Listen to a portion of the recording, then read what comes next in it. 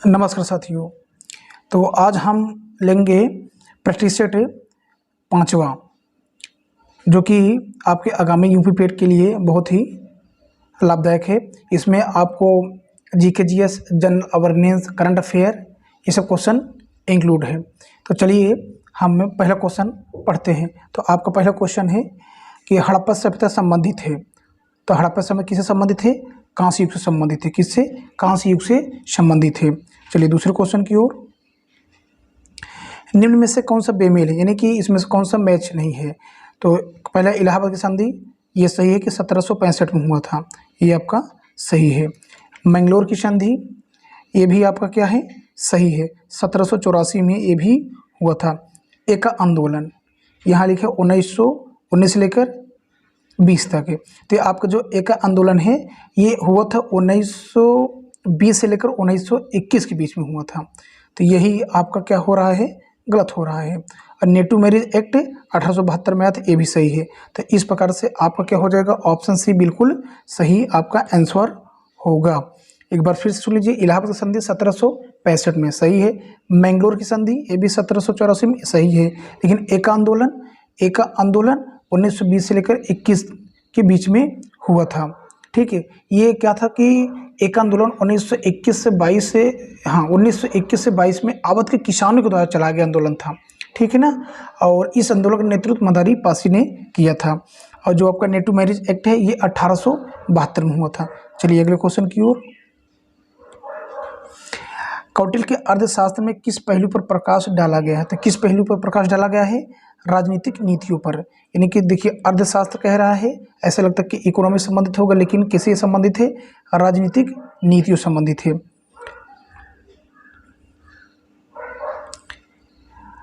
किस वर्ष बाबर ने सुल्तान इब्राहिम लोदी को पानीपत की लड़ाई में पराजित किया था? तो कब किया था? 1526 में। ऑप्शन बी बिल्कुल आपका सही होगा। 1526 ईस्वी में सुल्तान इब्राहिम लोदी को पानीपत की लड़ाई में बाबर ने पराजित किया। 21 अप्रैल 1526 ईस्वी को पानीपत की प्रथम लड़ाई हुई। इस युद्ध में बाबर ने इब्राहिम शाह लोदी को पराजित कर मुगल वंश की स्थापना की। इब्राहिम लोदी युद्ध भूमि में मारा गया। इब्राहिम लोदी दिल्ली सल्तनत और लोदी वंश का अंतिम शासक था। मोस्ट इंपोर्टेंट क्वेश्चन जिसे पूछ सकता है आपसे कि लोदी वंश का अंतिम शासक, तो अंतिम शासक कौन था? इब्राहिम लोदी। ठीक, चलिए अगले क्वेश्चन की ओर चलते हैं। अब कह रहा है कि निम्नलिखित गुप्त शासक का कालक्रम पूछा है। गुप्त शासक को क्या पूछा है? कालक्रम पूछा है आपसे। जैसे यहाँ समुद्र, पहला ऑप्शन आपका समुद्रगुप्त, रामगुप्त, श्रीगुप्त या फिर स्कंदगुप्त। इनमें आपको ये बताना है कि इन चारों में से सबसे पहले कौन शासन किया था गुप्त वंश में। तो चलिए हम लोग आपको डेट वाइज बता देते हैं कि पहले कौन आया था। यदि आप ध्यान दें, जो आपके श्रीगुप्त हैं, कौन है? श्री, यही गुप्त वंश के संस्थापक माने जाते हैं। तो इनका जो कार्यकाल था ये था 240 से था 280 ईस्वी तक। कितना था? 240 से 280 ईस्वी तक था। तो देखिए, यानी कि श्रीगुप्त अगर संस्थापक थे तो यही यानी कि सी ऑप्शन कहीं आना चाहिए। तो देखिए, तो सी ऑप्शन आपका सी में ही है। तो आप यही इस प्रकार से आपका आंसर सी बिल्कुल सही हो जाएगा। बाकी हम सबका काल डेट बता दे रहे हैं। तो श्रीगुप्त का शासनकाल जो था 240 से लेकर 280 के बीच में था। तो चलिए आपका सी हो गया। अब हम देखते हैं ए की ओर चलते। तो ए कौन है? समुद्रगुप्त। तो समुद्रगुप्त जो शासनकाल था 335 से 375 ईस्वी तक था। ये हो गया किनका? समुद्रगुप्त का। अब फिर बी को देखेंगे। बी है रामगुप्त। तो रामगुप्त जो शासनकाल था 375 ईस्वी तक ही था। कितने? 375। तो देखिए 240 से 280, 335 से 375 और 375 कौन? श्री रामगुप्त। अब डी की ओर चलते हैं। कौन है? स्कंदगुप्त। स्कंदगुप्त का शासनकाल 455 से लेकर था 467। क्या था? 467 तक था। ठीक, चलिए तो इस प्रकार आपका ऑप्शन सी बिल्कुल सही होगा। फिर कह रहा है 1764 में बक्सर युद्ध के समय बंगाल का गवर्नर कौन था? बंगाल का गवर्नर पूछा है, तो बंगाल का गवर्नर उस समय था बेंसी टाट था। कौन था? बेंसी टाट। ऑप्शन सी बिल्कुल सही हो जाएगा। 1764 के बक्सर युद्ध के समय बेंसी टाट 1760 से लेकर 1765 तक ये बंगाल का गवर्नर जनरल था। कौन सा? बेंसी टाट था। बक्सर का युद्ध भारतीय इतिहास का निर्णायक युद्ध रहा। आइए अब अगले क्वेश्चन की ओर। भारतीय राष्ट्रीय कांग्रेस की पहली बैठक किस शहर में हुई थी? जो 1885 में कांग्रेस स्थापना हुई थी तो किस शहर में हुई थी? तो कहाँ पर हुई थी? मुंबई में। कहाँ पर? मुंबई। ऑप्शन बी बिल्कुल सही हो जाएगा। फिर वो आ गया, भूदान आंदोलन किसने प्रारंभ किया था? भूदान आंदोलन, जो कि जमीन को क्या किया जाता था? दान किया गया। तो किसने प्रारंभ किया था? विनोबा भावे। ऑप्शन सी बिल्कुल आपका सही होगा। भूदान आंदोलन में भारी सफलता आंध्र प्रदेश में प्राप्त हुई। कहाँ पर प्राप्त हुई थी? आंध्र प्रदेश में। व्यक्तिगत सत्याग्रह 17 अक्टूबर 1940 से शुरू किया गया। व्यक्तिगत सत्याग्रह में गिरफ्तार किए गए प्रथम व्यक्ति विनोबा भावे थे और दूसरे कैद किए गए व्यक्ति पंडित जवाहरलाल नेहरू थे और तीसरे सत्याग्रही ब्रह्मदत्त थे। चलिए अगले क्वेश्चन की ओर। भारत में ईस्ट इंडिया कंपनी का पहला गवर्नर जनरल कौन था? क्वेश्चन समझिए, भारत में ईस्ट इंडिया कंपनी का पहला गवर्नर जनरल कौन था? आपसे पूछा है। तो पहला गवर्नर जनरल कौन था? Warren Hasting. Warren Hasting. Option C बिल्कुल आपका सही होगा। ईस्ट इंडिया कंपनी के प्रथम गवर्नर जनरल वॉरेन हेस्टिंग थे। ईस्ट इंडिया कंपनी की स्थापना 1599 कब? 1599 में। किस कंपनी का? ईस्ट इंडिया कंपनी का स्थापना कब हुई थी? 1599। रॉबर्ट क्लाइव को भारत में अंग्रेजी राज स्थापित करने का श्रेय दिया जाता है। किसको दिया जाता है? ठीक से सुनिएगा आप लोग। रॉबर्ट क्लाइव को भारत में अंग्रेजी राज स्थापित करने का श्रेय दिया जाता है। रॉबर्ट क्लाइव ने बंगाल में दैत्य शासन शुरू किया था। क्वेश्चन बनता है कि दैत्य शासन किसने शुरू किया था? तो कौन शुरू किया था? Robert Clive. और वॉरेन हेस्टिंग ने 1781 में कलकत्ता में मदरसा की स्थापना की। तो कलकत्ता में मदरसे की स्थापना किसने किया? तो वॉरेन हेस्टिंग ने। वॉरेन हेस्टिंग के समय 1774 में ही कलकत्ता में सुप्रीम कोर्ट की भी स्थापना हुई। फिर जब ईस्ट इंडिया कंपनी की स्थापना हुई थी अर्थात 1599 ईस्वी में, उसमें मुगल बादशाह अकबर था। ऐसे क्वेश्चन बनता है कि जब ईस्ट इंडिया कंपनी की स्थापना हो गई थी तो मुगल बादशाह कौन था? दिल्ली में शासन कौन कर रहा था? कौन कर रहा था? मुगल बादशाह अकबर कर रहा था।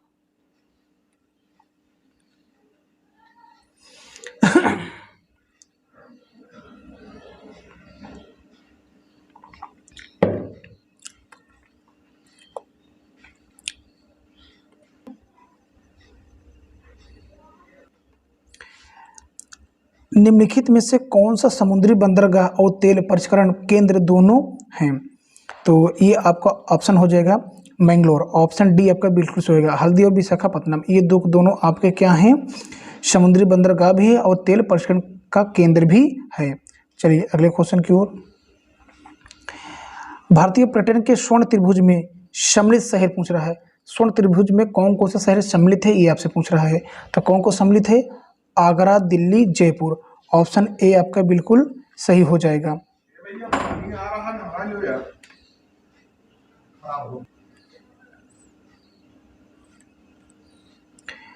World economic situation and prospect शीर्षक से रिपोर्ट किस अंतर्राष्ट्रीय संस्था द्वारा जारी किया जाता है?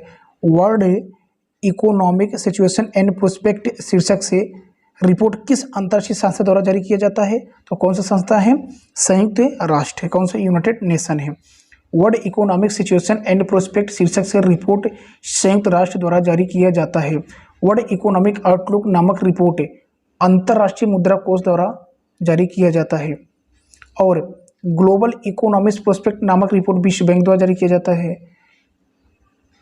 इंस्टीट्यूट फॉर मैनेजमेंट डेवलपमेंट द्वारा वर्ल्ड कंपटीशन नेस रिपोर्ट जारी किया जाता है और भ्रष्टाचार सूचकांक ट्रांसपेरेंसी इंटरनेशनल ये जर्मनी अर्थात द्वारा जारी किया जाता है। Gender gap index world economics forum द्वारा जारी किया जाता है। तो आपका क्वेश्चन क्या था कि world economic situation and prospect, world economic situation and prospect शीर्षक नाम से रिपोर्ट अंतर्राष्ट्रीय संस्था किस अंतर्राष्ट्रीय संस्था द्वारा जारी किया जाता है? तो अंतर्राष्ट्रीय संस्था कौन सा है? संयुक्त राष्ट्र है आपका। वन नीति के अनुसार कितने प्रतिशत वनों से आच्छादित होना चाहिए? तो कितने प्रतिशत होना चाहिए? 33% होना चाहिए। उदारीकरण, निजीकरण और भूमंडलीकरण की नीति नई आर्थिक नीति के रूप में निम्न में से किस प्रधानमंत्री द्वारा स्वीकार की गई थी? तो किस प्रधानमंत्री द्वारा स्वीकार की गई थी? नरसिम्हा राव के द्वारा, जिसे एलपीजी भी कहा जाता है। भारत में मिश्रित अर्थव्यवस्था का अर्थ क्या है? तो मिश्रित अर्थव्यवस्था का अर्थ है सार्वजनिक तथा निजी क्षेत्र का सह अस्तित्व। ऑप्शन सी बिल्कुल सही हो जाएगा आपका। विशेष आर्थिक क्षेत्र स्पेशल इकोनॉमिक जोन अधिनियम प्रभावी हुआ था, यानी किस सन में हुआ था ये प्रभावी? तो किस सन में हुआ था? ये हुआ था 2006 में। ऑप्शन सी बिल्कुल सही हो जाएगा। संविधान के किस भाग में पंचायती राज व्यवस्था संबंधी प्रावधान किए गए हैं? तो वो कौन सा भाग पूछा है आपसे? तो भाग कौन सा है? 9वां भाग है। कौन सा है? 9वां भाग है। कह रहा है कि भारत के संविधान के भाग 90 में पंचायतों से संबंधित प्रस्ताव दिए गए हैं। 73वां संविधान संशोधन अधिनियम 1992 द्वारा पंचायती राज को संवैधानिक दर्जा दिया गया। पंचायती राज व्यवस्था का प्रारंभ 2 अक्टूबर 1959 को नागौर पड़ेगा राजस्थान में, ठीक। और इसका प्रमुख उद्देश्य विकास में जन भागीदारी एवं लोकतांत्रिक विकेंद्रीकरण को सुनिश्चित करना है। इसीलिए 24 अप्रैल को क्या मनाया जाता है? पंचायती राज दिवस भी मनाया जाता है। 24 अप्रैल को क्या मनाया जाता है? पंचायती राज दिवस भी मनाया जाता है। अगले क्वेश्चन की ओर हमको ये सूची फर्स्ट और सेकंड क्या करना? सुमिलित करना है। तो पूछ रहे संविधान संशोधन किस आर्टिकल में है? तो 368। वित्त आयोग 280 में। वित्त आपात ये 360 में। अखिल भारतीय सेवाएं 312 में। तो मिलाते हैं संविधान संशोधन, यानी कि आपका A का 4 होना चाहिए। तो A का 4 आपका केवल B में है। किस में है? इस प्रकार से आपका उत्तर क्या हो जाएगा? ऑप्शन बी बिल्कुल सही हो जाएगा। चलिए अगले क्वेश्चन की ओर। भारतीय संविधान की व्याख्या करने वाले अंतिम प्राधिकारी कौन है? तो इसके अंतिम प्राधिकारी कौन होता है? उच्चतम न्यायालय होता है। ऑप्शन ए आपके बिल्कुल सही होगा। अगला क्वेश्चन इसमें से पूछ रहे कौन सा सुमेलित नहीं है? तो देखिए कर के सार्वजनिक स्वास्थ्य एवं स्वच्छता ये राज्य सूची में उल्लिखित है, फिर जनगणना संघ सूची में है, ये आपको बताना है। राज्यसभा में सीटों को बंटवारा द्वितीय अनुसूची में आता है, ये आपको बताना है कि सही है कि गलत है। दल बदल विरोध ये आपका 10वीं अनुसूची में आता है, ये आपको बताना है। तो चलिए हम बताते हैं सबके बारे में। देखिए आपका जो ये संविधान संशोधन है, सार्वजनिक स्वास्थ्य एवं स्वच्छता, ये आपका राज्य सूची में है। सार्वजनिक स्वच्छता एवं स्वास्थ्य एवं स्वच्छता ये राज्य सूची में है। जनगणना ये संघ सूची का विषय है, ये भी सही है। और राज्यसभा में सीटों का बंटवारा द्वितीय अनुसूची ये आपका गलत है। और दल बदल विरोध ये भी आपका 10वीं अनुसूची में आता है, ये भी आपका सही है। तो मैं आपको सही चीज़ बता दे रहा हूँ कि राज्यसभा में सीटों को बंटवारा किस अनुसूची में आता है? तो ये आता है आपका चौथी अनुसूची में। किस में? चौथी अनुसूची में आता है। इस प्रकार से आपका ऑप्शन सी बिल्कुल सही आपका उत्तर होगा। लेकिन जो आपसे बोला है कि राज्यसभा में सीटों का बंटवारा द्वितीय अनुसूची, ये गलत है। तो किस में आता है कि राज्यसभा में सीटों का बंटवारा? तो ये चौथी अनुसूची में आता है। चलिए भारत के राष्ट्रपति पर महाभियोग चलाने के लिए कम से कम कितने दिन पूर्व सूचना आवश्यक है? तो कितने दिन पूर्व आवश्यक है? 14 दिन पहले। कितने दिन पहले? 14 दिन पहले। चलिए अगले क्वेश्चन की ओर जो साइंस से संबंधित है। हरित गृह प्रभाव क्या है? ये आपसे पूछा है। हरित गृह प्रभाव क्या है? तो ये क्या है? वैश्विक ताप में वृद्धि होना, यानी ग्लोबल टेम्परेचर में क्या हो जाना? वृद्धि हो जाना। तो ऑप्शन ए आपका बिल्कुल करेक्ट हो जाएगा। प्लेग बीमारी निम्नलिखित में से किस कारण से होती है? प्लेग बीमारी किसके कारण होती है? तो ये होती है बैक्टीरिया कारण। प्लेग किसके कारण होता है? बैक्टीरिया। ऑप्शन ए आपका बिल्कुल सही हो जाएगा। फिर आपको सम्मिलित करना है, आपको ये बताना है कि फ्रियान है, टेट्रा एथिलेट है, बेंजीन हेक्साक्लोराइड है और कार्बन टेट्रा क्लोराइड है। तो देखिए फ्रियान का काम होता है प्रशीतक, यानी कि ठंडक करना। टेट्रा एथिल लेड का काम है, एक प्रकार के होता है एंटी नॉक, अपस्फोटक रोधी होता है। तो देखिए क्या हो जाएगा, बी का ए हो जाएगा। बेंजीन हेक्साक्लोराइड, ये पूछा कि इसका क्या काम है, तो ये एक प्रकार का क्या होता है, ये कीटनाशक होता है। क्या होता है, कीटनाशक होता है, यानी कीटनाशी। कार्बन टेट्राक्लोराइड ये हो जाएगा अग्निशामक। तो अब हम मैच कराते हैं, ए का 2, तो ए का 2 कहाँ पर है, ये देखिए डी में है। तो इस प्रकार से आपका ऑप्शन क्या हो जाएगा, बाकी अब आगे मैच करा लीजिएगा। तो ऑप्शन डी आपका बिल्कुल सही हो जाएगा। एक बार हम फिर बता दे रहे हैं, फ्रियान क्या है, प्रशीतक काम करता है। टेट्रा एथिलेट क्या है, एक एंटीनॉक जो अपस्फोटक रोधी होता है, ये हो गया। बेंजीन हेक्साक्लोराइड क्या है, बेंजीन हेक्साक्लोराइड, अब बेंजीन हेक्साक्लोराइड क्या है, कीटनाशक है, और टेट्राक्लोराइड अग्निशामक है। ठीक, चलिए अगले क्वेश्चन की ओर। कोलाइड बिलियन में कणों का आकार होता है, कोलाइड बिलियन, कोलाइड बिलियन मतलब कि जो बहुत क्या हो, गाढ़ा हो। ठीक है, तो इसका आकार होता है 10⁻⁻7 सेंटीमीटर से लेकर 10⁻5 सेंटीमीटर। ऑप्शन ए आपका बिल्कुल सही हो जाएगा। चलिए अगले क्वेश्चन की ओर। जब दो या दो से अधिक प्रतिरोधों को एक समान दो बिंदुओं के बीच जोड़ा जाता है तो उसे क्या कहते हैं, मतलब किस क्रम में जोड़ा, वो लाइन होता है, कि आर पार होता है, कि श्रेणी होता है, कि समांतर होता है। तो क्या होता है, समांतर हो जाता है। ऑप्शन है डी आपका बिल्कुल सही होगा। चलिए आपके कुछ क्वेश्चन करंट अफेयर से संबंधित है। इसरो ने किस परियोजना के तहत नए रडार और ऑप्टिकल दूरबीनों को तैनात करके अपनी कक्षीय मलबे की ट्रैकिंग क्षमता का निर्माण कर रहा है? तो उसका नाम है नेत्रा। क्या नाम है, नेत्रा। ऑप्शन बी आपका करेक्ट होगा। सीमा दर्शन परियोजना का उद्देश्य पर्यटकों को किस सुरक्षा बल के जीवन और कार्य को कल्पना करने में सक्षम बनाना है? तो बीएसएफ आपका उत्तर क्या हो जाएगा, बीएसएफ। ऑप्शन सी बिल्कुल सही होगा। जिटो कनेक्ट 2022 में उद्घाटन भाषण के दौरान पीएम मोदी ने किस परिभाषित शब्द को एक नया आयाम दिया? तो परिभाषित शब्द कौन सा है, अर्थ है। कौन सा है, अर्थ है।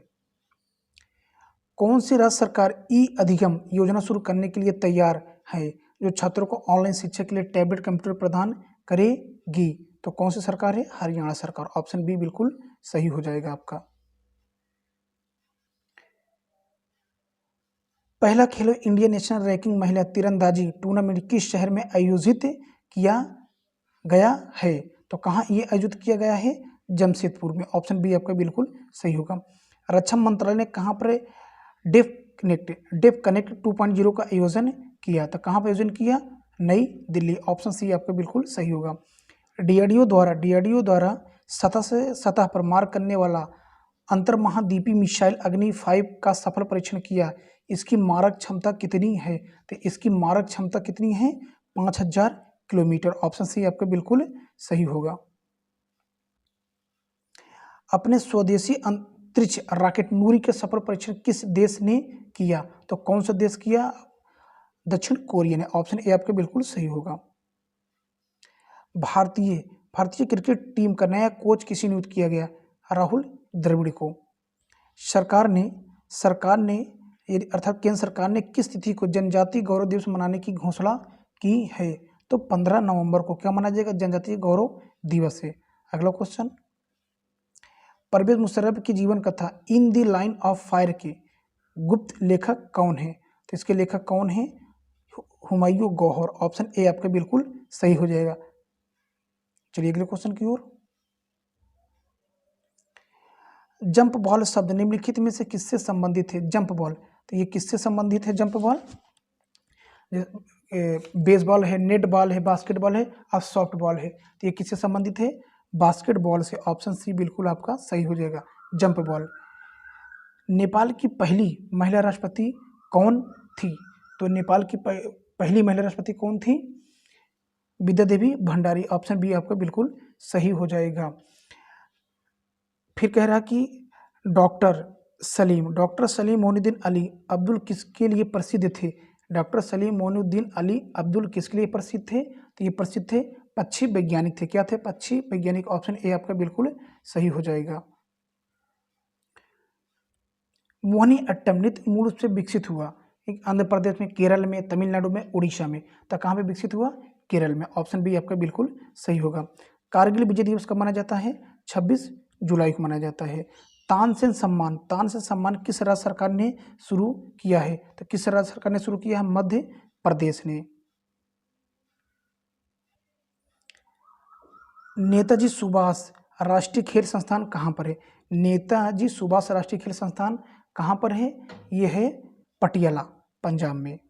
जनता पार्टी के शासनकाल के दौरान भारत के राष्ट्रपति कौन थे?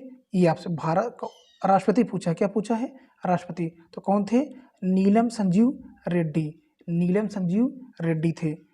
चलिए अगले क्वेश्चन की ओर।